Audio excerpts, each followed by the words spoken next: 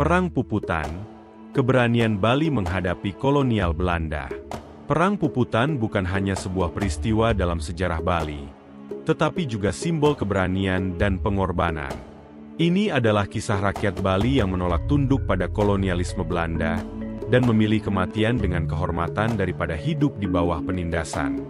Video ini akan membawa kita pada perjalanan menyelami latar belakang, peristiwa, dan dampak dari perang yang penuh tragedi ini, yang meninggalkan jejak mendalam dalam sejarah perjuangan kemerdekaan Indonesia.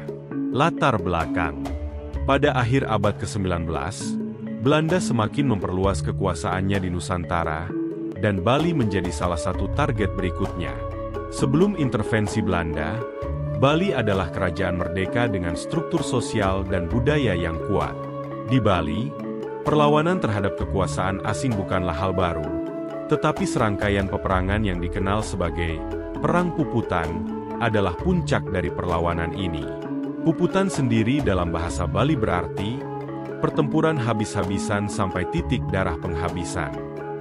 Ini mencerminkan semangat juang rakyat Bali yang lebih memilih mati daripada menyerah kepada penjaya. Tradisi ini erat kaitannya dengan konsep taksu atau kehormatan yang menjadi landasan kehidupan masyarakat Bali. Awal konflik, Belanda mulai menunjukkan minat mereka terhadap Bali pada pertengahan abad ke-19 dengan dalih ingin mengakhiri praktik perompakan yang terjadi di perairan Bali. Namun, di balik itu, terdapat ambisi untuk menguasai wilayah strategis yang kaya akan sumber daya alam. Salah satu pertempuran yang paling terkenal dalam sejarah Bali adalah Puputan Badung yang terjadi pada tahun 1906. Kerajaan Badung, di bawah pimpinan Raja I Gusti Ngurah Made Agung, menjadi salah satu pusat perlawanan. Ketika armada Belanda mendekati pantai Sanur, Raja dan rakyat Badung sudah tahu bahwa mereka tidak akan menang. Namun, mereka memilih jalan Puputan, yaitu bertempur hingga titik darah penghabisan, meskipun mengetahui bahwa mereka akan kalah.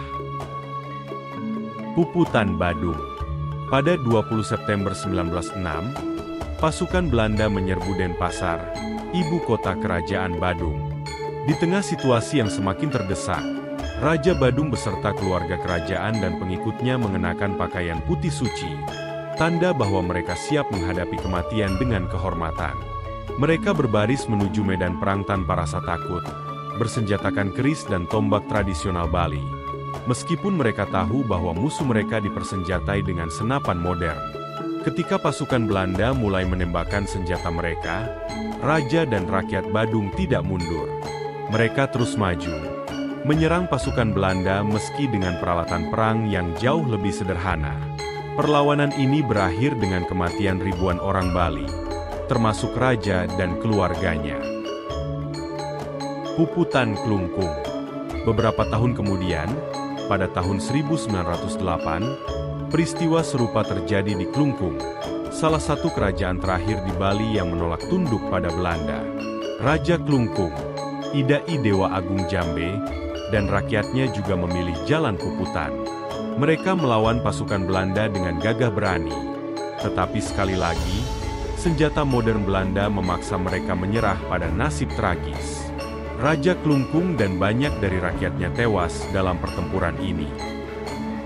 Makna dan dampak. Perang Puputan meninggalkan luka mendalam dalam sejarah Bali. Meskipun secara militer Bali kalah, tetapi secara moral dan spiritual, perlawanan ini menjadi simbol keberanian dan keteguhan hati rakyat Bali. Puputan menjadi pengingat bahwa harga diri dan kebebasan adalah hal yang tidak bisa ditawar. Bagi Belanda, kemenangan ini memastikan kontrol mereka atas Bali dan memuluskan jalan bagi kolonialisasi lebih lanjut di wilayah tersebut. Namun, mereka tidak bisa menghapus semangat perlawanan rakyat Bali yang tetap menjadi inspirasi bagi perjuangan kemerdekaan Indonesia di kemudian hari. Sejarah Perang Puputan bukan hanya kisah tentang peperangan, tetapi juga tentang keberanian, pengorbanan, dan cinta akan tanah air.